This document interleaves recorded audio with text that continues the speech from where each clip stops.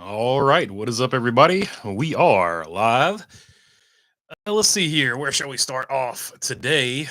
Poll question is going to be: should races end with green-white checkers? The scheduled distance, put them on a timer, or they should never end. Those are the options. Last two options being a joke, but I like to give you guys four options.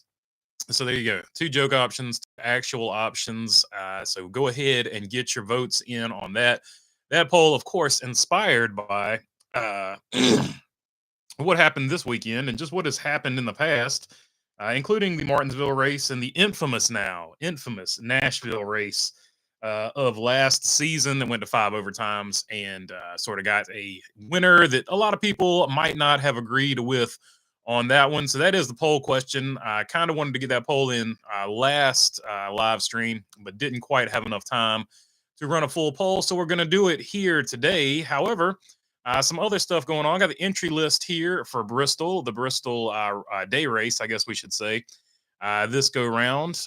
Of note, Corey LaJoy will be running in this one for Rick Ware Racing. Schluter Systems going to be on the side of the 01 for Mr. LaJoy there. Rick Ware Racing trying to make his next start this season. Jesse Love, this will be a Jesse Love race for RCR, so he's going to be in the number 33 C4 Energy Machine.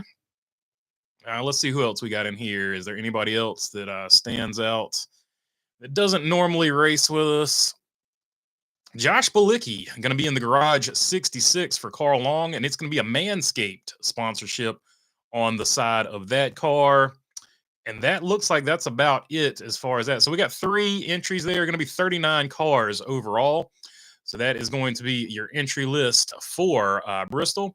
And now on to the news.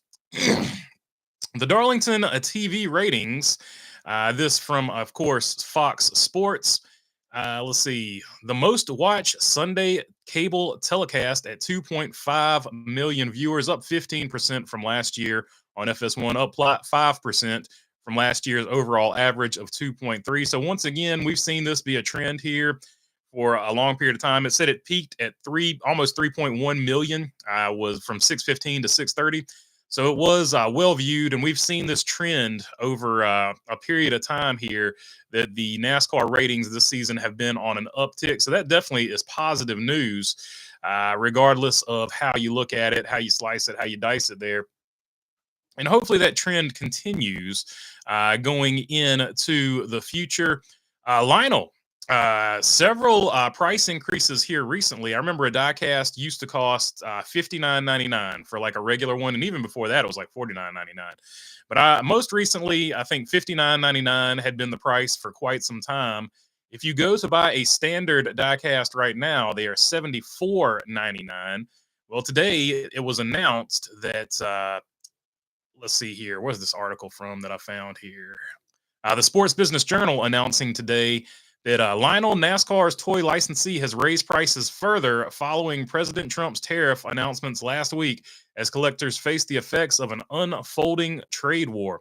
A week and a half ago, the company began informing its retail customers and wholesale clients that it was implementing a tariff surcharge for all of its diecast car sales after the U.S. announced a 20% tax on all imports from China. But after Trump announced an additional 34% levy on China last week as part of the tariffs, the countries around the world, Lionel sent a note to its wholesale clients like NASCAR teams and retailers on Friday, alerting them of additional forthcoming hikes. So there you go. Already had jumped up in price for the basic ones, and so it looks like they are, according to the Sports Business Journal, Adam Stern there, I'm sure it is going to jump up again. I don't really get into politics, but it is what it is. I don't think it's all politics, because they've just been steadily increasing the rates. It looks like the rate that they're increasing is well exceeding the rate of inflation. So in my opinion, taking an advantage to just raise prices anyway, period. But that's just my take on it. Corporation's going to corporation. I'm not getting 100% into that. The other big story that I haven't covered so far is Chase Elliott came out and said, he's the most notable one. He's not the only person that said something about it. He thinks that the throwback schemes that we saw at Darlington this week, He thinks that they have run their course, and that has caused a ton of controversy. Iceberg put out a really good video on it. I would definitely go check his out. He quotes NASCAR man history. I think from Twitter, who does a great job. He's got he does a great job over there with his deal for sure. But yeah, Iceberg, check out his video on it. But I was perusing that and I caught sort of bits and pieces of it. I had a lot going on while I was trying to watch it, but he brought up a lot of valid points. And overall, I'm just going to come out and say it. Spoiler alert, I do not agree with Chase Elliott's, not even one single bit. Chase Elliott's big concern with the throwbacks is that we have done them all already. And that his other complaint about it is soon I will have to throw back to myself, which is the most first world problem I can ever imagine anybody having. First off, how does it even really hurt or affect you? You're driving the race car, you can't even see it. Like, I don't even understand why this would be an issue for Chase Elliott. Like, why is he even concerned about it? So I fail to even see why he cares about it, other than maybe he had a really bad throwback scheme and might maybe have been tired of hearing about it. Maybe that was the motivation for this. But other than that, I think it was Kyle Busch, if I'm not mistaken, that came out and said, it's not for you. It's not about us. This one is for the fans. And that is kind of where I sort of skew on it. As I look over here at my diecasts, I got this one here, Darlington Throwback. Let's see. But the vast majority of them, I sort of counted them yesterday. The vast majority of these that I've bought recently are Darlington Throwbacks. Darlington Throwback there, Darlington Throwback, Darlington Throwback. Darlington Throwback, like the vast and race winners. Race winners and Darlington Throwbacks are typically what I've been sort of purchasing here from the from the ever increasing. It all kind of lines up. The ever increasing price of diecast, but that's what I've been buying here recently because for whatever reason, those are the ones that interest me the most. That's the era of NASCAR that a lot of people think of as the golden era. So throwing back to those schemes, look, there's plenty of schemes out there to pick from. We have definitely not gone through all of the schemes. That's, in my opinion, a weak argument. You can go back and find schemes that we definitely have not run yet, specifically from the 40s and 50s. I don't think we've seen very many of those schemes at all, if any, aside from maybe the Richard Petty and the Wood Brothers or something like that. But it's just overall a weak argument, and it kind of is going to fall on deaf ears because I think the only person that really has a problem with this is maybe Chase Elliott and a handful of other drivers because this is a deal that's for the fans, and it's not going anywhere for absolute what I was just talking about. It's not going anywhere because of marketing reasons, point blank, period. They sell probably more merchandise during the Darlington week than they sell at any other time. Probably more T-shirts, probably more hats, probably more diecast. So from that aspect of it, it is a financial boom. It helps out that particular race at Darlington. A lot more people are going to go to that race as opposed maybe to they might have just waited for the night race because the night race is going to be a cooler race temperature wise and things like that because the sun's down. But they'll go to this race because it is the throwback weekend and they want to see those throwback cars, that nostalgia, that feeling. So I don't think that it's going anywhere. I'm trying to see where he's coming from with it, where it would really affect you one way or the other. But I just don't see where he's making his argument, where it would even be a big deal to me. If I was driving a race car, I would not really care what's on the hood, what it looks like. That would not affect my day-to-day life. So I don't understand where he's coming from with the argument. And then I guess his biggest concern in that was one day I'm going to have to throw back to myself because we're running out of throwbacks. And I'm like, dude, you don't have to throw back to yourself. You can find other things to throw back. Or if you don't want to throw back to yourself, you literally do not have to do a throwback. Just don't do one. It's mind-boggling. But I felt like Chase Elliott, great race car driver. I like Chase Elliott. He does a great job on the track, but I felt like that was a miss. That opinion was 100% a miss with me. Maybe that should have been the poll question, but yeah, that was that. We do have a poll question though for those just joining and jumping on here. Should the races end with green-white checkers? Should they go the scheduled distance, give them a timer, or should they never end? That is the poll question. So far, 60% are going with the scheduled distance. That poll question, of course, from this weekend's race, where unfortunately we did have an overtime, and for the people that don't like Denny Hamlin, they're super mad about it. So that definitely plays into it a little bit. But I've been super consistent. I think it should go the full scheduled distance. All right, let's jump into the chat and see what you all want to talk about. Jamie Schweitzer saying Sunday, Logano will break the tie with Petty for the 19th place. For most consecutive Cup starts, 7 more starts, and Tony's 18th place will belong to Sliced Bread. So there you go. You don't think about it, and Joey Logano's not even that old, and he's already up there. He is probably going to be close to getting maybe top 5 all time in his career with Cup starts. So that is pretty significant, or at least for consecutive starts, as long as nothing happens. Pretty significant achievement. So good on him. With 20 laps or to go or less, yellow flag laps should not count, says Delmer Kaufman. So that's like a short track deal. For sure. So that's the way the your local Saturday night deal is handled for sure. What about every race ending under red? Says Jamie Schweitzer. I don't know. The only races I remember ending under red would be rain delay races. So I don't know about all that. In between the lanes, what's up, my friend? Let's see. Delmar, exactly perfect. Says Jamie Schweitzer. You could win a Lionel Racing gift card by voting best throwback from Darlington. So there you go. Lionel giving away gift cards, but also raising prices. So it's interesting. Interesting. They were raising prices before the tariffs too, by the way. So that's what I'm talking about there. Jamie Schweitzer voting number 21 was his favorite throwback of the weekend. In between the lanes, saying it's Bristol, baby. It is Bristol week. For sure. Let's see. Bruce Garvey, hey, I love NASCAR, but the F1 races this week was an hour and 22 minutes. I could use NASCAR races not being as long. So Bruce Garvey. And here's what I would sort of say to that.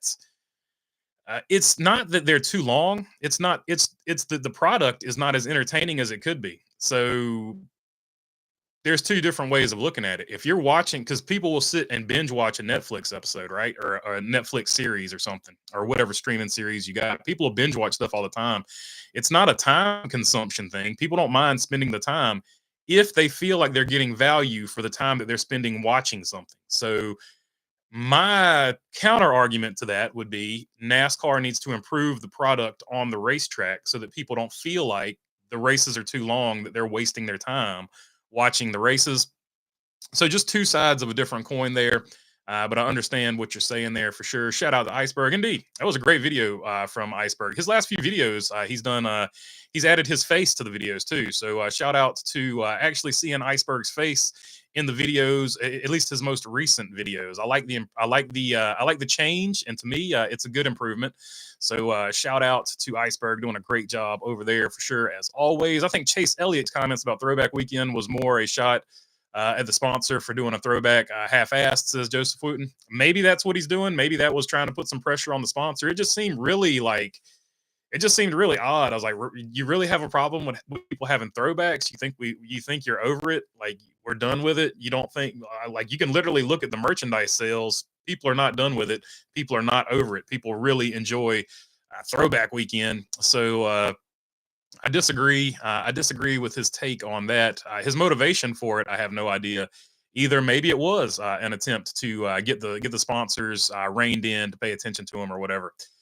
Do a better job with his throwback next time. John P saying there are literally tens of thousands of schemes out there. When you get out of the Cup Series, you can throw it back to the Busch Series trucks, late models, modifieds, dirt. You don't need to just do Cup Series drivers, and that's what I'm saying. Like, I just didn't understand the logic of his argument. I didn't understand where he was going with it, other than maybe he just didn't want to do throwbacks anymore. And he's totally allowed to have that opinion. And that's totally a fine opinion. But to say that, I don't know, to say that he didn't see value in it, there's tons of value in it, like literally monetary value in it. So I didn't understand where he was coming from with his argument. But that's just me personally. Let's see. You got to listen to the Dale Jr. download this week. Dale Jr. is on there talking about Ross driving for JRM and how he finds himself not caring as much if he makes drivers mad when he's in the car. Yeah, and it's look, to me, that is what you got to do as a race car driver. Like, you're out there to win races. You're not out there to build best friends for life, friendships and stuff. They pay you money to sit in a race car and drive on a circuit to win the race. They do not pay you money to get on social media and be friends with everybody. So Ross Chastain is out there doing his job. Joey Logano has that same mentality. Ironically, those two sort of have been clashing recently. But that to me is a winning mentality. I think those guys are focused on the right things. So my opinion of that, I guess if that's what Dale Jr. is saying, I agree with him as far as that goes. I haven't seen the episode. I don't know exactly what he said, but if he's saying he liked that about Ross Chastain, I like that about Ross Chastain. I like that about Joey Logano. I like that about a lot of guys. The guys that sometimes talk about stuff that really doesn't matter. And it's not necessarily fair to them. I just don't feel like they're as focused as they could be sometimes, and that's not a shot at anybody. It just feels like when I hear a driver talking about stuff that's not racing related during the season, I just feel like, all right, he's not locked in, he's not focused right now, and that's just me thinking out loud. Nobody mentioning in particular here. Let's see. Dale Jr. was like, Bill has a fast car. I hate he pinched into the wall. He also has great things to say about Brandon Jones was a tool. Yeah, Brandon Jones did a great job. He beat so many good drivers in that, and it's a driver's track. Darlington's definitely a driver's track. But to beat so many drivers in that Xfinity Series race and get that win, it was good to see that because he's got talent. Look, he's not probably going to be a Hall of Famer. He's probably going to be in the Xfinity Series for the vast majority of his career, and I think he's fine with that. I think he enjoys just racing, and that's like what he really wants to do.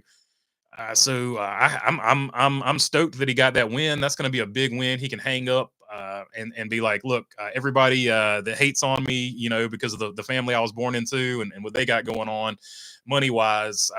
Yeah, I was born into that situation, but I'm also still a good race car driver.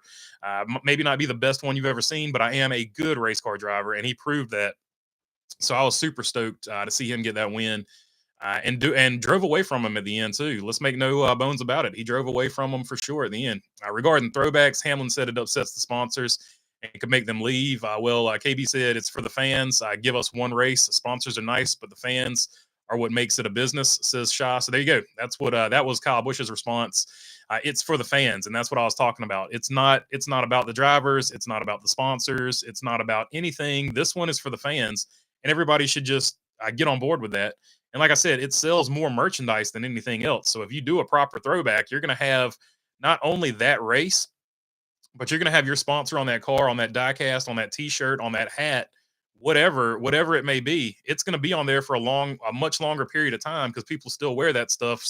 People still look at these diecasts and things like that. So I think it's overall a good thing. I mean, look, you got Dirty Mo right here. Dirty Mo will be there like for a long period of time. STP, smart, brilliant move there. They threw it back on Throwback race for Eric Jones. So STP will always be associated with the 43 car, and they only got to sponsor them one race a year, every other year, or even something like that. So I mean, it's all kinds of stuff. Exalta there on the 88 there when Alex Bowman threw it back to Tim Richmond. So there's always several different ways of looking at it if you're a sponsor as well. But it is for the fans. So I do appreciate that. No fans, all sponsors don't matter, says Shah. Let's see. I disagree with Chase as well. I wish to see Steve Burns or Benny Parsons on a car one day. Rest in peace, says Chris. So, yeah, like I said, there's tons, and good point. There's tons of different things you can do. I know somebody did in the Cars Tour. The Cars Tour does a throwback race at Hickory. I know somebody in the Cars Tour did a Paul Newman throwback. Paul Newman when he raced his Nissan. So there's not, you can just, and we saw it this weekend with the Lotus car with the Wood brothers. There's other forms of motorsport, and somebody said it earlier that you can dip into if you'd feel like you've run through all of the Cup Series drivers. So yeah, I just didn't. Like I said. Without having the ability to talk to him or anything like that, I'm just wondering where he was coming from with all that. What was his actual motivation for saying it? But at the end of the day, not a big deal because I just disagree with it. It wouldn't matter, honestly, where he's coming from with it. Ford fans worried about performance again. I think the Blue Oval is fine, just like last season. Look, man, Ford's had plenty of speed. They just have had things at the end of races like this race where Ryan Blaney had the best long-run car. They've just had things go awry and not work out for them at the end of the race. They've had race-winning speed, so I wouldn't hit the panic button if I was the Blue Oval gang for sure. One wise guy agrees, says Shah. Will the track treatment help the racing at Bristol. Your guess is as good as mine, Timber Race. I never know anymore what to expect at a short track. Whether it's the VHT, whether it's the tires, whatever they're putting down to make it better or worse, there's just I don't know. I don't know. This car has not had a ton of great short track races, so I'm just going to lean toward uh, n- probably not going to be the greatest Bristol race we've ever seen, but I'm leaning that way so that maybe I can be pleasantly surprised if it is a good Bristol race, because that is always my hope. Hey, BB, guess who I ran into at Junior Shop today? Larson. He used my phone to take a picture with me, and did not bring up I did not bring up Darlington. Also got Junebug's autograph on some of my stuff. Says Roger Riggs. So that's cool, man. You got to visit the shop. Got a bonus of seeing Larson there, and you got some autographed Junior stuff. So super cool day, super cool trip. If you ever get a chance to visit any of the shops, I always say it's totally worth it. In my opinion, I like NASCAR racing, so I actually like more of it, not less. Says Dirty Death. Yeah, and to that point, I think a lot more people would like it if they could figure out how to make this car run well at all tracks, not just a mile and a halfs and stuff. So I think that's where I forget who said it earlier, but I think that's where they were coming from with it. How do you feel about Brad's? Or you could be talking about the green white checkers. So maybe you want the green white checkers because you like bonus. I think Quattro was saying that in the Discord. He likes the bonus racing because it's like bonus basketball when basketball goes into overtime. So there's definitely the counterpoint to it. So I'm just not on that side. So I'm on the side of I like the scheduled distance, but that's just me. It's nobody's right or wrong. It's 100% a preference thing. Let's see. How do you feel about Brad's lug nut caution? Well, Richard Petty said it best, and Beating and Banging actually, he actually talked about it in his video. Richard Petty called out NASCAR because Richard Petty said it on the telecast. He said, uh, let me paraphrase him correctly here. He said any other time that would have been a caution, and I thought that was hilarious because that was 100% what I was thinking in my head when it happened. I was like, any other time that's a caution. I was like, but for whatever reason, NASCAR doesn't want to throw a caution right now. It was insane. And so I'm glad Richard Petty said that because I'd just taken it for granted now that NASCAR is so inconsistent with their cautions that I really wasn't thinking about it. And Richard just blurting it out there. That was such a king move by the king, Richard Petty himself. So I really appreciated that one actually. And shout outs to Beating and Banging for putting that in his video because I forgot to talk about it in my video. So good on him. Kyle, his name's Kyle too. I just can't. Kyle Dalton, I think is his name. Best 2000s, 2010s super team lineup: HMS Gordon, Jimmy Johnson, Dale Jr., Mark Martin, or Joe Gibbs Racing, KFB, Hamlin, Kenseth, and Edwards. Says Charlotte. Uh,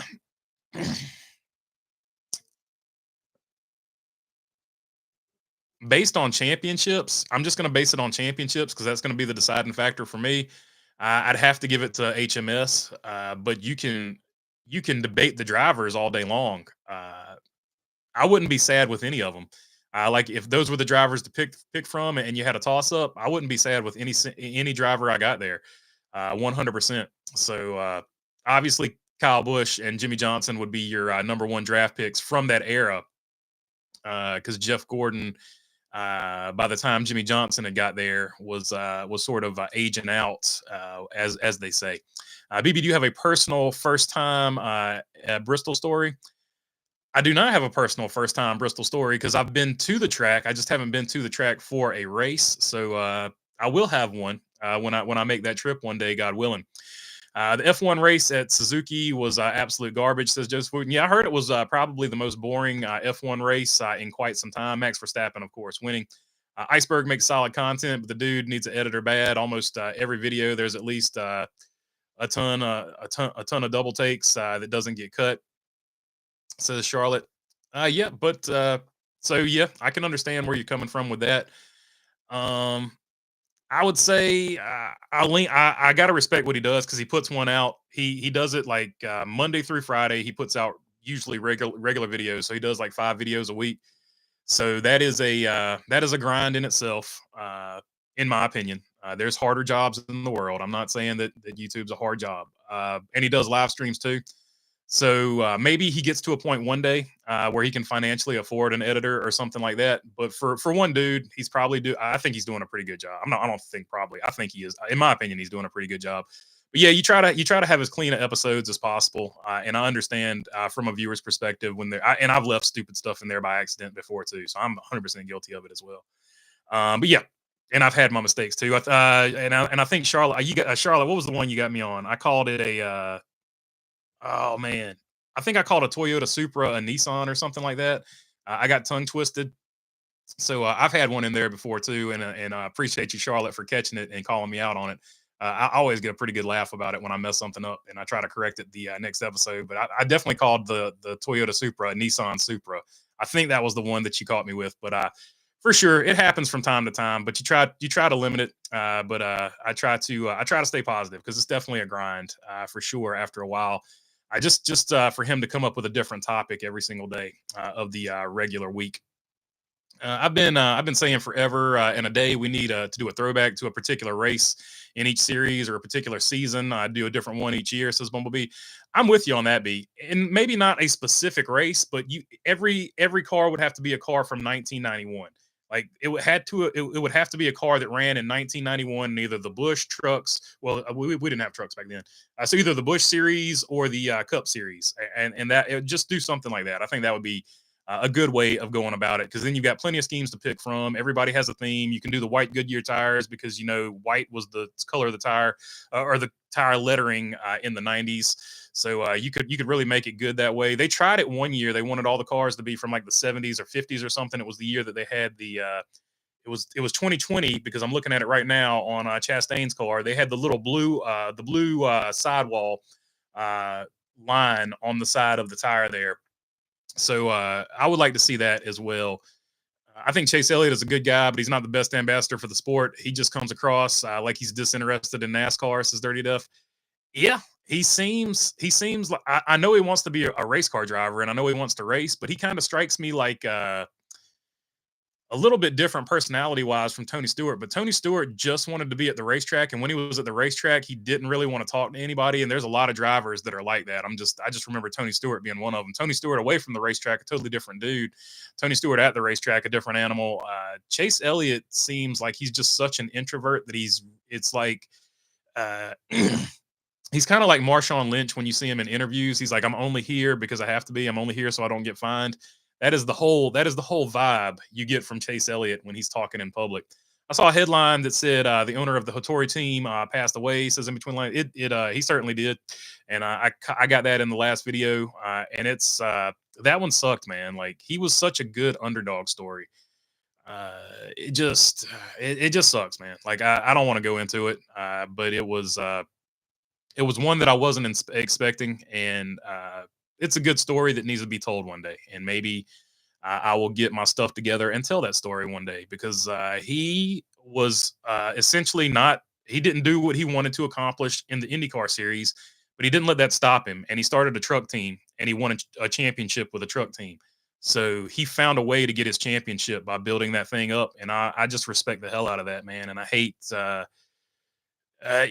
What he did was so freaking hard too. Like, I just really respected the dude, and I guess I never really thought about how much I respected him until I found out he passed away, and it really, it affected me. I guess would be the best way of saying that.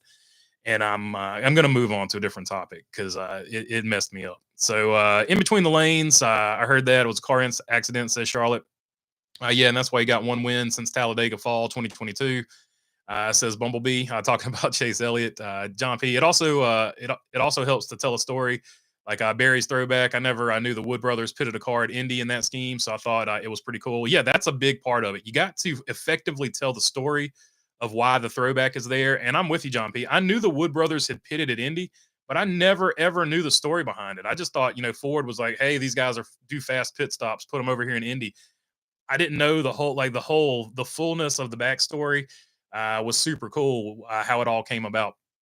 Finally able to catch a live on Not Behind the Wheel. Bittersweet as a 24 fan and go Gators, says Say Kyle. So congratulations to the Gators, your national champions.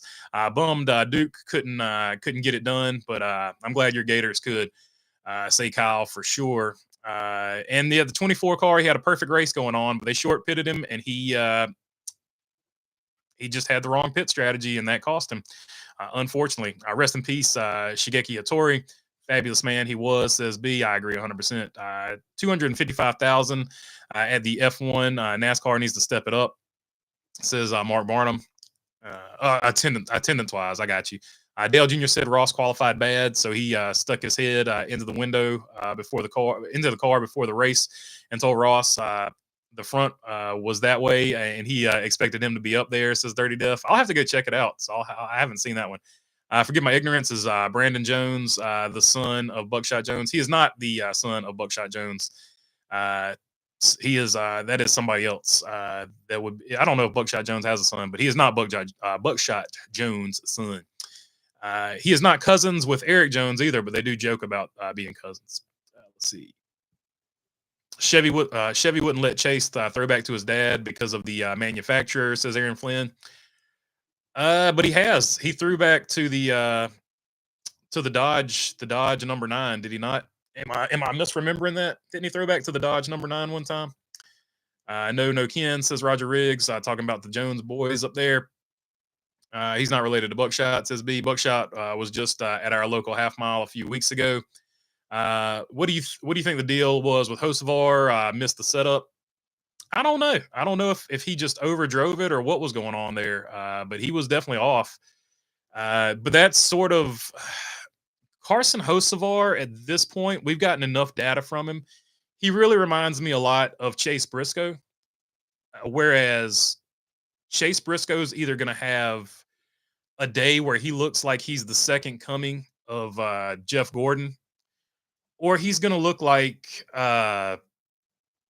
Ricky Stenhouse Jr., where he's just wrecking all the time, like by pushing it too hard. And Ricky Stenhouse Jr. the same way. When Ricky Stenhouse Jr. is on, he looks like he's the best driver out there.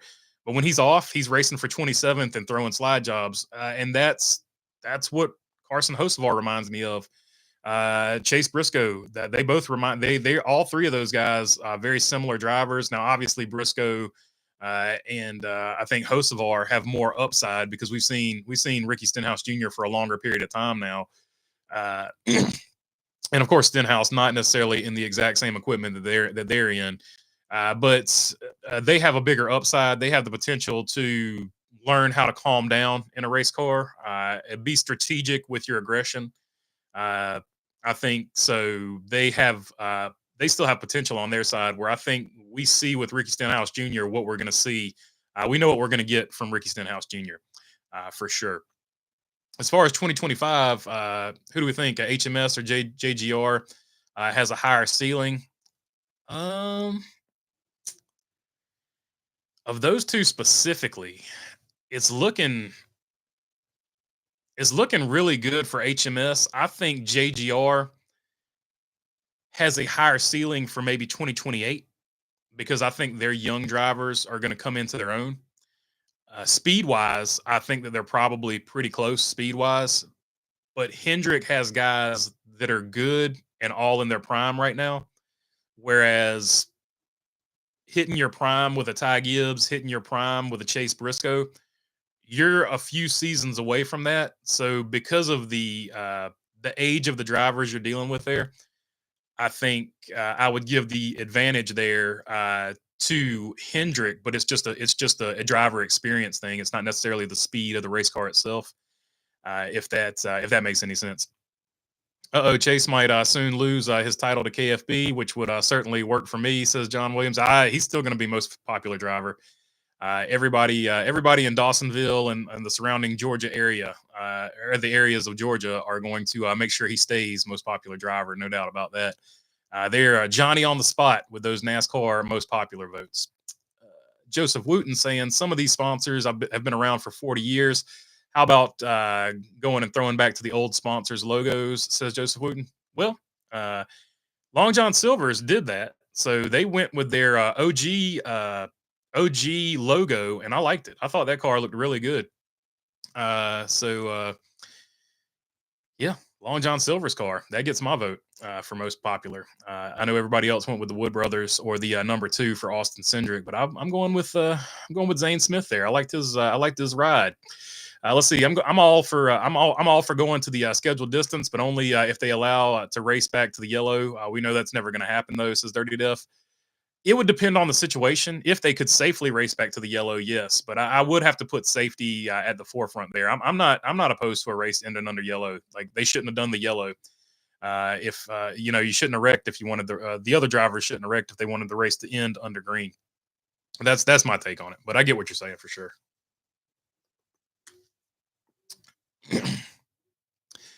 Scheduled distance would never work at my local dirt track, says Chris Villegas. But dirt tracks they don't count caution laps. So there's two different ways of going about your business as far as that goes. T-Van, what's up, my friend? Aloha BB. Did Bubba take out Larson? Says Dennis Gillespie. Bubba did take out Larson. Whether or not it was on purpose, that is what people are debating. I don't think it was on purpose at all. I think we've seen from the SMT data, we've seen from Kyle Larson's radio that Kyle Larson checked up to miss the 45. And it's essentially an accordion effect. 23 didn't have enough time to prepare for it. So to me, it was just a racing incident. But because of the two cars involved, obviously that's going to lend toward a conspiracy theory because they were teammates. So it is what it is. I didn't see it, but I like a good conspiracy as much as the next guy. So if you want to put on the tinfoil hat and make a conspiracy out of it, have at it. That's part of the fun of being a fan. But me personally, I think it was just a racing incident, but it is what it is. No retiring Cup drivers or announcements for retirement 2025. Seems like the first year in a while that's happened, says Jamie Schweitzer. Well, we'll see. The season's not over with yet, so you never know. There's Denny Hamlin's pretty long in the tooth, Kyle Busch long in the tooth. I don't think either one of them retire, but I don't know that it's necessarily out of the question. You might see some in the Xfinity series too, so you never know. It's a long season, got a long ways to go. Let's throw back to Hoosier Goodyear battle, says Delmer Kaufman. So Delmer wants Hoosier tires on the sides of the car there. I feel like Elliott races NASCAR because he thought he had to, not necessarily because he wanted to. That could be. I don't know if that's necessarily the case, but you always sort of got that vibe with Kyle Petty. He felt like it was the family business where he would. And people forget about a young Kyle Petty. A young Kyle Petty was a bad dude, man. Like that cat, like he could go. But he just never, he did it because he's said it multiple times too. He felt like it was the family business, sort of like you're born into a farm. So you're a farmer. He's like, I was born into racing, so I was a racer.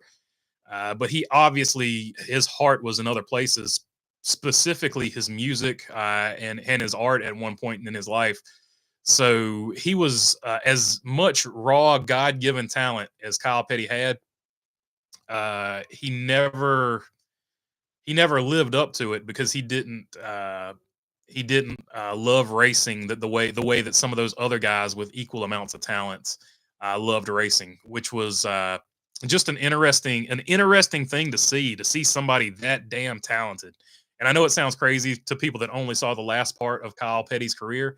But a young Kyle Petty, man, look up the stats. The guy to be not in love with the sport and to accomplish what he was able to accomplish in the first part of his career, it's crazy, man. It's crazy. Like somebody that doesn't, I'm not saying he didn't care at all. He's certainly a competitive guy, but somebody that wasn't laser focused and was still able to go out there and win races and compete. He finished in the top 10 in points a couple times. Crazy. And he wasn't even all that focused. So the ability was there, the mindset not so much. So pretty cool. But Chase Elliott, obviously, if he feels like he's forced into the family business, he's obviously a lot more focused on it than Kyle Petty was for sure. Let's see. Chase rubs me the wrong way because we all would do unsavory things for unsavory things. I like that. That's a good word for a shot at a NASCAR career. Chase always mopes like it's a 9 to 5 in a cubicle that he can't wait to till he retires and fly the furry copter around. So there is that, and I think part of that is because he's such an introvert. He just doesn't want to be interviewed and talk in front of a camera. So I think that's part of the reason he comes off like that. But I see where you're coming from 100%. That is a good description. A lot of good words in there. I wish I could write that well. I guess is what I'm trying to say. The channel would be better if I had that writing ability. I think Chase Elliott is like his dad, somewhat socially introverted. Yeah, he's they're both definitely introverted for sure. I will say that as a fact. I happened to drive past the crash site location today, and they left debris from the wreck, which kind of upset me. Says Jamie Schweitzer. Hey, that is a bad deal if you know what happened there for sure, 100%. BB is wearing Gator colors. Ace, there you go. This is actually, I don't know, I guess because of my camera color is off on that. I guess this is actually red. It's like a bright red, but it's looking like the old petty orange from the day glow back in the day. I guess on the camera on your end. So that was the old petty red, I guess, is what I got on today. But it's coming across as Gator orange. And we're wearing a Florida hat because this was a Ross Chastain hat too. So there you go. Surprise, nothing was brought up post race about Reddick taking out Barry at Darlington. Very similar to what he did to Buescher last spring, not on purpose, but other drivers would be getting roasted. So yeah, Tyler Reddick, for whatever reason at this track, and I know I'm saying this as a Kyle Larson fan. Kyle Larson has struggled the last 4 out of 5 races here. He's hit the wall. But yeah, Reddick he squeezed people multiple times at this track for sure at this point. So probably at this point, not his favorite track. And he was probably going to be surprised to get that win if he could have held on. But I think the tires were gone by the time Blaney passed him. And that's why he had the wreck that he had. I would agree. I would agree with that. Says Shah. Elliott seems very uncomfortable in interviews. Yeah, I think so too. But I also can see where people would see it as him coming across as disinterested, because he's disinterested in the interview, but you feel like he's disinterested in the sport. So I can see it both ways. I don't know him personally though. I feel like he's got to be at least interested in the sport because he's interested enough to win a championship and win a bunch of races. So I don't know. Good point, BB. Hocevar are very similar in the truck series. Some races look phenomenal. The next week gets wrecked early and is a non-factor. Yeah, 100%. He's what they call a kamikaze driver. He's either going to win or wreck. Which RCR driver finishes highest, lowest? Love, then Busch, then Dillon. I'm thinking at Bristol, I would say I got Kyle Busch finishing highest, and the other two, it's going to really depend on qualifying. If Austin Dillon can get a good qualifying lap in, I'll go with Austin Dillon. If they're both mired in the back, I feel like one of them is going to get into a wreck. And I feel like Jesse Love will probably drive more conservatively than Austin Dillon. So if they're both mired in the back and have a poor qualifying effort, I'll pick Love over Dillon because I feel like Love with his first Cup Series race is probably going to be super conservative and try to keep it clean. Whereas Austin Dillon's going to go out there and try to make some points and make some things happen probably in a stage. So that is the caveat, I guess, of the three. But I definitely think Kyle Busch will finish. Hopefully, I'm not cursing him here. But I definitely think it's one of Kyle Busch's better tracks. So I think he'll get the better finish out of the three. Is Hocevar still with his crew chief from last season? I think so, as far as I know. But I could be wrong. There was so much going on over there that off the top of my head, I can't remember if he stayed with him or not. I was really surprised that he didn't get Rodney Childers, but Childers went with Michael McDowell there. So that part did surprise me for sure. I read the first computer in Georgia was in a basement of the Dawsonville Pool Hall. It has been cranking out MPD winners for 40 years, says Charlotte Anders. So there you go. The first computer in Georgia was in the basement of the pool hall. I don't know if that's true or not, but it sounds good. It sounds good. I like it. We'll roll with it. They can't prove us wrong. So until they prove us wrong, we'll be right. Charlotte Ander. Now that's funny. I love it. Says Shy. Enzo saying, "What's up, BB? Glad I could finally catch a live stream. I'm pretty pumped about fantasy. Moved up to third, and I'm glad you said that because when I read your name, I was like, Enzo was back there with me in 8th place. I dropped back to 12th. I had a bad weekend, but Enzo had a good weekend. And current fantasy, because I forgot to mention that earlier, Catskill Mountain Racing, 1563. He is your points leader. One wise guy falling to the second spot from his previous 2 weeks ago, where he was the points leader. I can't remember who was leading last week. Probably Catskill again. But 1545 for one wise guy. Enzo shooting up to the third position. Exclamation point is now in fourth. Kevin 27 in fifth. Zachary Mungrove, your sixth place man. Shaw is in seventh. FHH Garage, eighth place. Chicken Nuts back in the top 10. He probably didn't fall out, but Chicken Nuts is ninth. Billy 88 Joe is now in 10th place. In between the lanes in 11th, and right behind him is me, Baloney Burger, at 12th with 1456. So I am now officially over 100 points out of first place. But we're rallying today. We're rallying today.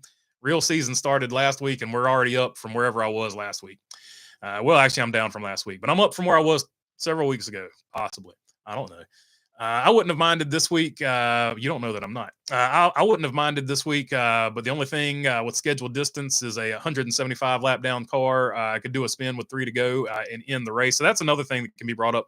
There were no more positions for the 5 car to make up on the racetrack. He wasn't going to make another position up. So at that point, is it fair to call out situational awareness on the team to be like, hey, just come on and park it. We can't make up any more spots. Just call it a day. Or were they out there R&Ding something? I don't know what you would be R&Ding at that point, but I don't know. I'm sure they had a reason to be out there unless they just completely missed it or whatever. In my opinion, if you want the race without bumping and banging, go to the drag strip. Like RCR and NASCAR said, NASCAR drivers don't know what they can and can't do on the racetrack anymore, says Massey Ferguson. That's a fair point. You never know what's a penalty and what's not a penalty. Everyone hit that like button, says T-Van. I would appreciate it if you hit the like button, but don't feel pressured to. It is all fun and games. KP had a couple tracks he was flat out great at. I think Rockingham was one of them. Rockingham, definitely one of them. His last race, he definitely won at Dover, so he pretty good at Dover. He was pretty good at road courses for a period of time as well. I don't know that he ever won one, but I remember he was pretty good at them because that Mellow Yellow car was always pretty badass at road courses. There was a time that Kyle Petty was money at Rockingham, but just in the spring race, the fall race, he didn't have the same magic for whatever reason. Good point about Kyle Petty. I remember him doing amazing things as a driver, says Shy. Yeah, his early Kyle Petty was awesome. Then he had 2 things that happened to him. One, he had a wreck where he broke his leg. He wasn't quite, he never quite got back from that to the level that he was at. And then, of course, when he lost his son, that was much later in his career, but he just, you could see the pain. You could see the pain on his face for several years after that, which you would have seen the pain on anybody's face several years after that. So obviously that affected him for sure. Honestly, I think Kyle would have done stuff differently if it wasn't for Adam's death. I think he definitely would have retired a lot earlier if it wasn't for Adam's death, 100%. I think being at the racetrack was part of his catharsis to get past that particular moment in life. Funny you say that about Kyle Petty because I heard him say Dale Earnhardt wasn't the most talented driver, but he wanted it more than anybody, says Dirty Def. Yeah, there's a lot of truth to the best race car driver is the man that hates losing the most. It's not necessarily always about raw talent. And you can say the same thing about, I've always said the same thing about Michael Jordan because I used to watch a bunch of basketball. I saw a lot of more physically gifted, and Michael Jordan said this actually himself. There were a lot of more physically gifted basketball players, but there was nobody on that basketball court that hated losing more than Michael Jordan. And that was his superpower, his thing. That was the thing that took him above and beyond the next level. And the only other basketball athlete that I ever saw with that hatred of losing, that unrelenting competitiveness is Kobe Bryant. And Kobe Bryant borrowed a lot of Michael Jordan's move sets and things like that. But I have not seen another, at least in basketball, another person like that. Now, Dale Earnhardt Sr., 100% Dale Earnhardt Sr. was like that. He hated losing. If he lost, he would stay up at night. It would bother him. And there were several guys from that era who were like that. Rusty Wallace, definitely another one that was like that. They had a great rivalry. I don't know enough about Jeff Gordon, but I can certainly say that Ray Evernham hated losing. So I can't speak on Jeff Gordon because I hated him so much that I didn't have a clear view of him back then. I like him now. Like, it just as a fan of Dale Senior, like that was after a while that was your main rival. Even though he drove a Chevrolet too, like you hated Jeff Gordon if you liked Earnhardt and vice versa. Uh, but Jeff Gordon, I couldn't speak to him, but I know for sure Ray Evernham hated losing. Chad Knaus can't stand losing when he was at his peak. So I would say Chad Knaus, even though he wasn't a driver. So on a race car team, sometimes you can have a different situation like that. I would say even the 5 car right now, Kyle Larson loves winning. Kyle Larson loves winning more than anybody else. But Daniels, Daniels is the most intense dude out there. He freaking hates losing, and he expects he in a way holds Kyle Larson to a higher standard. And Kyle Larson has said this before too, than Kyle Larson ever held himself, and that's part of why that dynamic over there works as well. So, and there's other ones too. I'm not going to sit here and go through the list, but you get the point of sort of what I would say. Adam Stevens over there at JGR is probably another one. Uh, so there's definitely situations like that where sometimes in NASCAR it's the driver and sometimes it's the crew chief, but you got to have a dynamic that works. You can't have 2 drivers that are like that. I feel like William Byron hates losing so much that it'll keep him up at night. But when he was paired with Chad Knaus, it didn't work because they were both those A type personalities. You got to have one be one and one be the other. And so I think in NASCAR it's a little bit of a different thing. So, but not always, not always. So there's that. Let's see. Kyle's mom wanted him to be a pharmacist and not a race car driver, says Delmer Kaufman. And Kyle Busch, I'm sorry, and Kyle Petty he never made it through. I think he went to like community college for it. I can't remember. He said it on the junior podcast. He either went for a week or he got his GED just so he didn't have to go and he could go racing. I can't remember exactly how it went down, but he avoided the schooling. We'll put it that way. Bruce Reed, re-upping. Appreciate you, my friend. Barry had the best looking car at Darlington. Indeed. It was a good looking car, for sure. I like the Long John Silver's car myself. But and the Austin Cindric car, but those are definitely my top 3. I thought those were top 3, 100%. Long run cars are a thing of the past, says David Nyhoff. It might be. Blaney might need to go with a different strategy there. Kyle Petty was a pharmacist in a different way, says Shaw. Allegedly, says Shaw. At least a expert in fescue, says Shaw. So Bristol sweep. Bristol sweep. Only Rowdy Bush could do the Bristol sweep. Says in between the lanes. Yeah. So we'll see. We'll see if anybody else even attempts the Bristol sweep as it comes down to it. Dirty Def. I would agree with that. Nobody wanted it more than Dale, but he was still very talented. For sure. Shaw said he was really into lawn care, referring to Kyle Petty once again. Let's see. I heard Angie Skinner today say she was pissed because the truck Hocevar bought was actually Mike Skinner, not Dale Earnhardt. I like Angie, but I doubt it was built to honor Skinner, says Dirty Def. Let's see. Maybe I'm not 100% sure. I know Cletus McFarland bought one. And he calls it the Dale truck.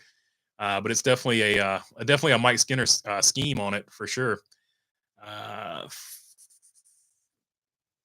Looks like Ty Gibbs and Tyler Allen have things figured out. Let's see how the rest of the season goes. Yeah, two good finishes there for young Ty Gibbs after 7,000 videos about how Ty Gibbs was in a slump.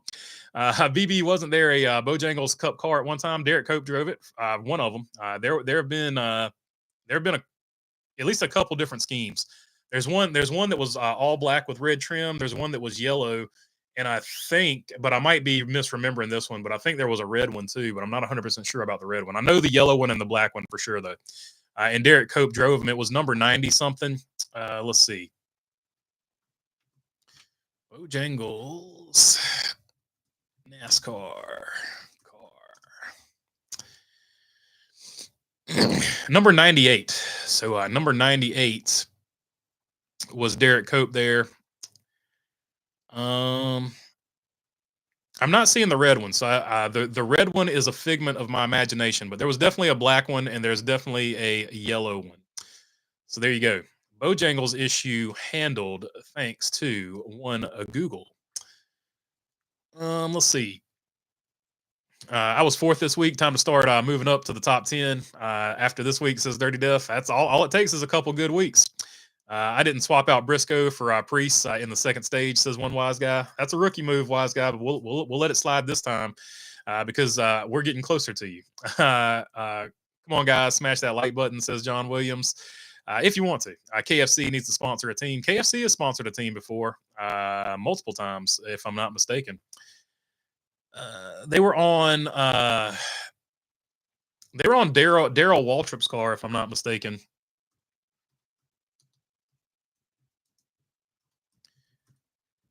And I think when they were doing those stupid what was it? The when they had the guy dressing up as Colonel Sanders, didn't they have a car then too? Or was that the year that everybody was sick? No, Biffle. Biffle drove the KFC car for Roush.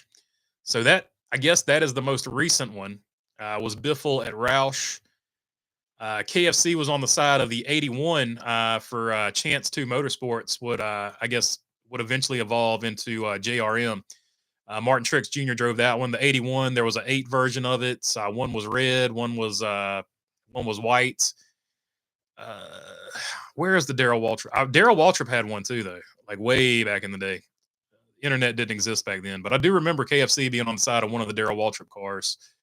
I think the Pepsi Challenge car had some KFC stuff on it, for sure. Yeah, the number 11 KFC Chevy Monte Carlo for Darrell Waltrip. So there you go. KFC Memory Road. Looks like there was a Rich Bickle in the 26 KFC Monte Carlo. Looks like the 90s. I would say 96 to 99, somewhere in there. Rich Bickle drove one. Looks like a Busch Series car. So I'm thinking Busch Series for Bickle there. It's Lent, and I can't partake of meat, so we're gonna hop off of that now because it's just making me hungry and angry. Let's see. Oscar Ramirez, what's up, my friend? Good to see you on here. There's the merch link. Appreciate you, one wise guy. Kyle won at the Glen. Okay, so he did. I remember he was really good at road courses. I couldn't remember if he won one or not. Appreciate you, Delmer, helping me out there. So Kyle Petty did win a road course at the Glen. That's going to be my evening viewing tonight. I'm going to go back and watch that race. Let's see. Jimmy Spencer should be a pit reporter, says Jamie Schweitzer. Appreciate you re-upping, my friend. Yeah, Jimmy Spencer, good on the microphone, no doubt about that. Folks, just remember Jeff Gordon's first year or two, he wrecked dozens of cars. Give hosts of our a minute. Jeff Gordon's MO his first year was either to back it up into the fence or get a top 10. That was his first couple of years, really. Then he sort of evened out, for sure. Worked out for the kid. He might go places. One wise guy also dropping the Discord link. Dirty Def, thank you, BB. A car that many laps down should never affect the finish of a race. That shouldn't have happened. I can't believe there's not more of an outcry. Yeah, it's definitely a fair statement to make, 100%. The 5 team could have been R&D and the pit crew on live action stops. Could be why they kept running, says Joseph Wooten. For sure. Are you looking forward to Talladega, says one wise guy? Yeah, I am. I think Talladega is going to be a great race. Larry Bird was very similar. Yeah, so for sure. Good point, Dirty Def. Larry Bird was like a little bit before my time. I think he retired in like 94 or something. I don't know, but he was like a little bit like his prime. I'm not going to say before my time. His prime before he hurt his back was before my time. But yeah, I've seen a bunch of highlights of Larry Legend for sure. He was the sole reason people are still Celtics fans, whereas Magic Johnson's still the sole reason a lot of people are Laker fans of the era before me. I sort of grew up in the Michael Jordan era. I still didn't get to see him. The only player I sort of saw from start to finish, like the beginning of his career to the end of his career, where I was like paying attention to it, was Kobe Bryant. So Kobe Bryant, I know. I've seen more games, I guess I should say. Jordan, I saw the peak years, but I didn't see. I wasn't cognizant enough of the early years. I just knew he was a guy from North Carolina, and he was the best basketball player in the league. That's like all we talked about in North Carolina, for sure. The 5 team could have been the R&D pit crew for live action stops. Could be why they were running, says Joseph Wooden. Yeah, could be. You never know. For sure. In your opinion, who do you think Spire's season has been a letdown? I thought Haley was going to do better this year. I think they're still figuring stuff out over there, but I do think they're still having a better season this year than they had last year. It's just incrementally better. It's not a whole lot better. And I think a lot of people were expecting them to be a whole lot better, and that just has not panned out. Still can't stand Jeff Gordon. LOL says Shaw. So Shaw still keeping the rivalry going there, holding up the three fingers for a senior, and given the your number one to the old 24 Rainbow Warrior. I didn't like Gordon or Earnhardt, says PC Gone Rogue. So he is obviously a Ford man, I'm guessing. PC Gone Rogue. Let's see. One of these days, I'll wake up. So there was a Bill Elliott and a Dale Jarrett contingent too that I've conveniently left out. Let's see. One of the days I'll wake up and ready to go like Richard Petty, steady and ready to go like Richard Petty, says Krusty. Don't we all wish we could wake up like that? Let's see. Has Trackhouse found a new investor? Seems like something's going on. They do have a new investor, and allegedly, I don't know. I'm not going to say allegedly. Pitbull's gone, and apparently they have they have another investor.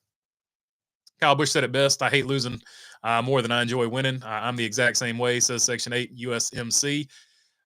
So let's see.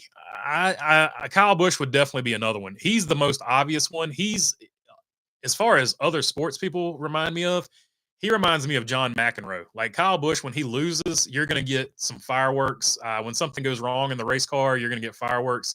So Kyle Busch reminds me of John McEnroe. And I didn't see John McEnroe.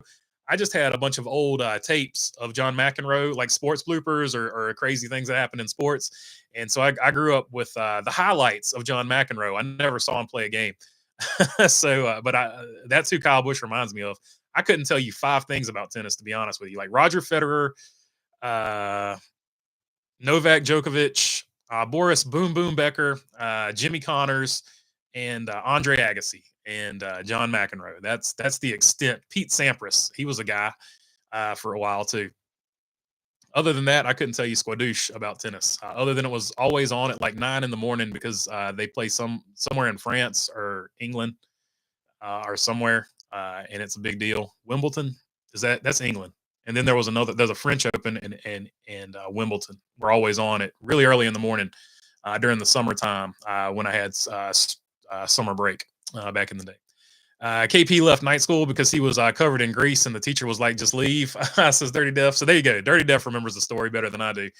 First, allegedly of the stream, says one. Says in between the lanes, long run cars are for natural cautions and scheduled distance. Says Tim Race. Hey, so there you go. The stage breaks might be the end of the long run car.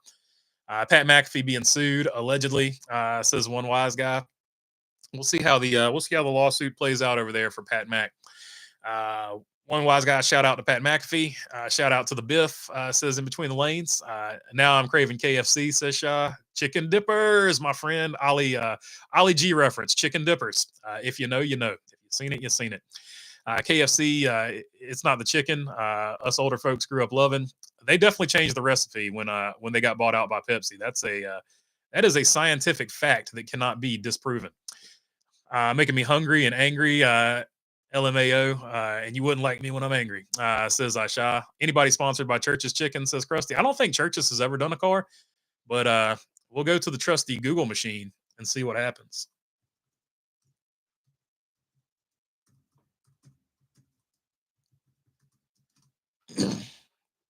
I don't remember one, but that doesn't mean anything at all. Oh, we got a picture of Loy Allen. Loy Allen Jr. makes an appearance on the live. Not really though, but he was on the Google search.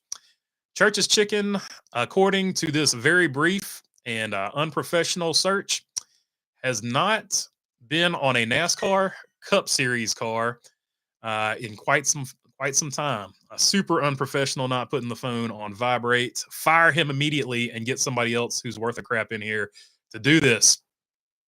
Let's see. So yeah, that's a no. That's going to be a no from me, dog, on Church's Chicken. But I like where you're going there, Krusty. Church's Chicken, underrated, for sure. BB, if Dale Sr. was here with the current NASCAR car, says Maxie Ferguson. I don't think Dale Sr. ever would have let it get to this current Cup Series car because he had so much he had the ear of Big Bill France for the direction of the sport. He was trusted as far as that went. Kyle Petty won the best quote. Let me say this, says in between the lanes. Just waiting. My mom worked for Kentucky Fried Chicken. They called him the Colonel, and me called the Colonel. Says Shaw allegedly. 3 for life. Do it for Dale. Says Shaw. Larry Bird put French Lick, Indiana on the map. That he did. Would we have ever heard of French Lick, Indiana, if it was not for Larry Legend, the Birdman? Colonel Sanders' logo is wearing a tie that looks like a tiny stick figure. Yeah, for sure. Good point, Charlotte. Once you see the tiny stick figure on the head, you'll never unsee it. So it is unintentional comedy. And I think they leave it in there now because it is unintentional comedy. Didn't Dale Jr. have KFC in the Busch Series, says Chris Villegas? Yeah, the number 8 car and also the number 81 car for Chance 2 Motorsports. I know Martin Truex Jr. drove it. I can't remember if Dale Jr. drove it, but I'm sure they both drove it for sure. They just tear up equipment, says David McSwain. For sure, for sure. Those green white checkers, all they do is tear up equipment. I'm a GM fan, says PC gone rogue. I say okay, so PC is a GM fan. He just didn't like he's not a front runner. I feel that in my heart. Oh yeah, hello there, BB. What's up, David McSwain? Always good to see you on here. Florida man in the house. Joseph Wooten laughing at Shaw. Came in later. It's all good. Just good to see you here. I've been to churches. I think there's been a Church's Chicken car, says Dirty Death. There might have been. I just couldn't find one on that Google search. But if somebody else can find it, feel free to drop it down below. It won't be the first time I missed something. That is 100% for sure. Bring back the OG Chicken Littles. Oh, dude. One wise guy taking it back. Dude, I forgot all about those for sure. We need Chicken Littles back for sure. Oh, my goodness. Oh, my goodness. That's a throwback right there. Chicken Dippers, Chicken Littles. What was it? The Zinger wrap. That thing was fire, dude. That sauce on the Zinger wrap, fire. Let's see. Church's has to be the greatest chicken of all time, says Dirty Death. Yeah, so if you like really greasy chicken, and some people do, like where the grease actually runs, Church's chicken is your chicken as far as fast food goes. I would love to see Harvick run Xfinity Series with RCR or Hendrick this season, says Chris. If Harvick wants to do it, I'm sure the opportunity is available to him. Rich Bickle says NASCAR guy. Cale Yarborough is Hardy's car, one of my favorites. The Hardy's cars, to my knowledge, there's never been a bad Hardy's car. They have all looked good. The all-knowing, all-seeing Google, says Aisha. Yeah, they know all, they see all, and they show you what they want you to see. Let's see. The Chicken Littles were good for sure. KFC used to have the laptop meal, says in between the lanes. I remember that. I think there's no Church's car. It seems like something like Morgan Shepherd would drive back in the day. Hey, there you go. Morgan Shepherd, the legend. Bring back the $5 chicken bucket, says Joseph Wooten, or just bring back the $5 box of something. Prices are crazy right now. All right. Looks like we reached the end of this one. Final results of the poll question. Should the races end with green, white checkers, go the scheduled distance, give them a timer, or they should never end? 5% say they should never end. 3% say put a timer on it. And the win is going to go to scheduled distance at 57%. Second place going to be green, white checkers at 34%. So it looks like an overwhelming victory for scheduled distance. And that's going to be how this one ends. I appreciate y'all hanging out. Always a good time. And until the next one, I'll see you then. Peace.